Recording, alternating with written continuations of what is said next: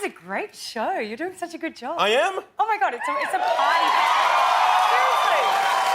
Well, thank you. I had a lot of fun with the monologue, but now let's get down to brass tacks, okay? Kangaroos. Did a donkey a rabbit? What up with it? They have a donkey face, but a rabbit hop. Oh, I see what you're saying. I had no idea where that was going. Scientifically, a donkey. I see. I see. I don't know. Maybe I hadn't thought. We got a conclusive maybe from the Australia. Now you are from Australia, if you can't tell from the accent, and when you see your work, people wouldn't know that because you do such a great American accent. But you are Australian. Where did you grow up? On the Gold Coast, but I grew up in the hinterland part of the Gold Coast. Okay. The hinterland? Oh, that means it's I grew up on property. Okay. Fields and. Now I know I've been to. I don't support like this. Like I hate the stereotype. Like everyone thinks, oh, you're from Australia. There are creepy, crawly, poisonous, venomous things all over the place. But are there creepy, crawly, poisonous, venomous things all over the place? I mean, kind of. It's not something you concentrate on when you're growing up, but yeah, I mean, there's tons of poison. I think there's like a large percentage of the poisonous snakes in the world reside in Australia, and spiders and sharks. And... there's like sharks and poisonous spiders and snakes. A lot of dangerous creatures growing up. But it's fine. I mean, you don't when you live there, you don't worry about it or think about it. I mean, they're there, but it didn't really seem like a big deal. Like of 10 of your closest friends growing up, how many of them were killed by poisonous spiders and snakes? 7? No. No one. I mean, I don't even know. I mean, I grew up on property and I don't even know someone who was... I had snakes, like, literally in my house growing up. What? Not on purpose. Like, they would get into the house or whatever. What kind of snakes? Like, what would be, like, the biggest snake you ever... Like, harmless one. Like a carpet python. If they've got, like, a gold pattern on their back, then they're a carpet python and they're fine. I mean, sometimes if they're little, often they're probably more poisonous, so... You kind of like get them out with a stick instead of picking it up, but... The stick?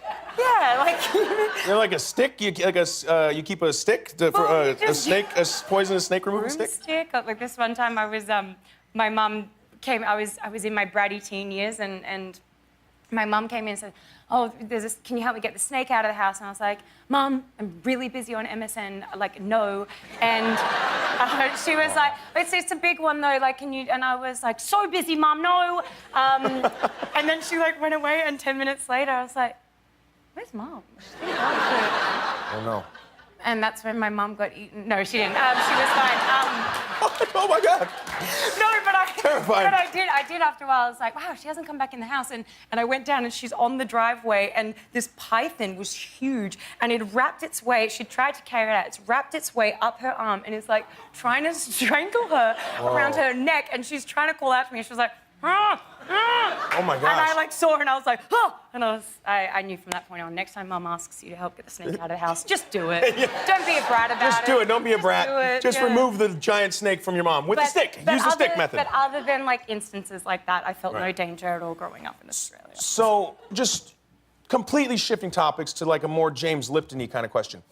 If you could have lunch with any celebrity, living or dead, would you take him to Outback Steakhouse?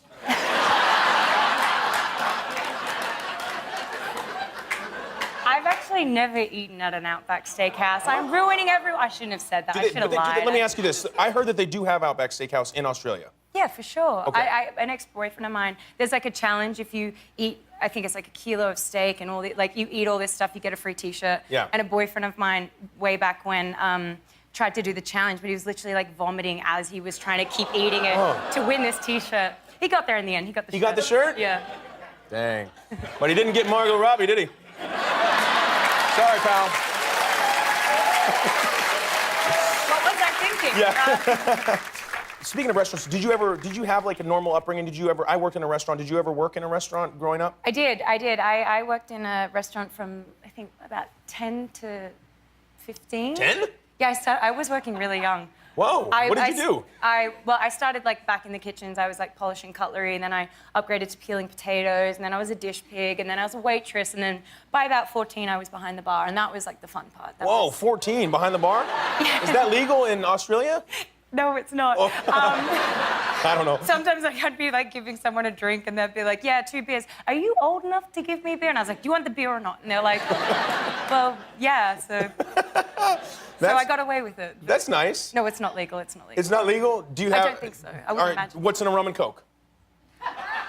It's a tough one. A lot of rum, a little bit of Coke. Are you more of like a beer person or like a whiskey person? Beer.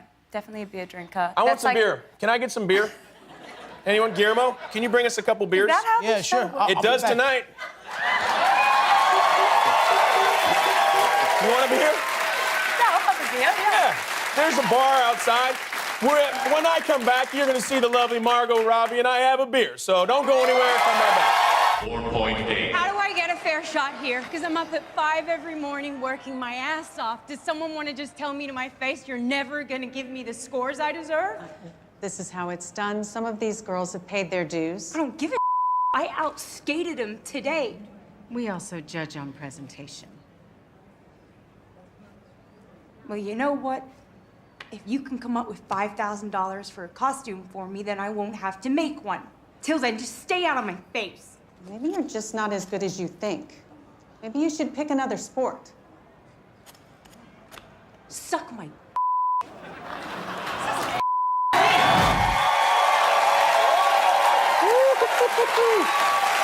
Wow. Now, I don't want you to spoil the movie. Does she end up sucking your Yeah, that's how it is. Oh, this could be good. That's actually one of the rare things that Tonya actually didn't say, but when she saw the movie, the real Tonya Harding, I mean, she was like, I love that line. I wish I had actually said that. Oh, I love wow. that. Thank you. Thank you. Thank you. Thank you. That was so fun. That was amazing. Thank you, Guillermo. I actually have a party trick. I can open this.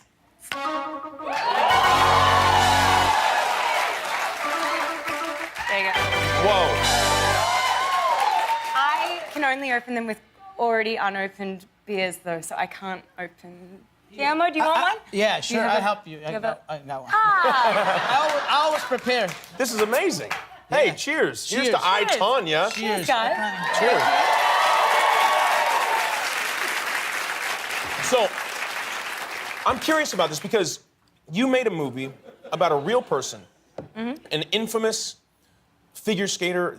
I mean, she's Tonya Harding. Everybody, what's that like? Is she part of the process? Is she there on set? Did you meet her? How did that work? I met her. She wasn't a consultant on set.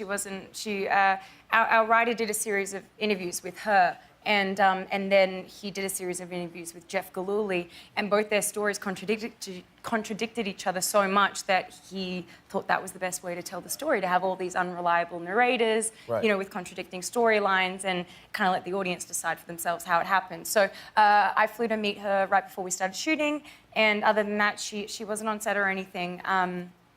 But we showed her the movie right before we premiered at Toronto. So, yeah. Do you think she's watching this right now? I don't know. I didn't think about that. If you are, hi, Tonya. What's up, Tonya Harding?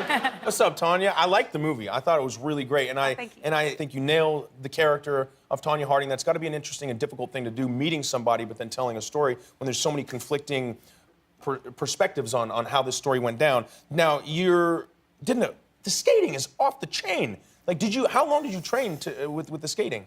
I did a lot of training. I did maybe 4 months of training, 4 or 5 months. It was like 5 days a week, 3-4 hours a day.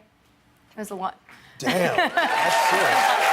That's serious. That is nothing, by the way, compared to what an Olympic level ice skater does. Did you skate with Tonya Harding?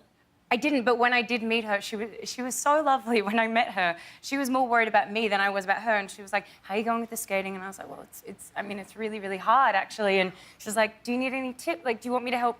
We can go to the ice skating rink now. Like, do you have your skates with you?" And I was like, "Well, they didn't let me bring them on the plane, so no." But, Right. but You it's should really have told kind of her to that offer. you should have said that they were emotional support skates. I should have. And then you could have brought them on the plane. Yeah. I, Tonya is in theaters Friday. Margot Robbie, everyone. Thanks for watching. If you like that, subscribe to our YouTube channel for all the latest videos. And if you didn't, subscribe anyway. It's free. Who cares?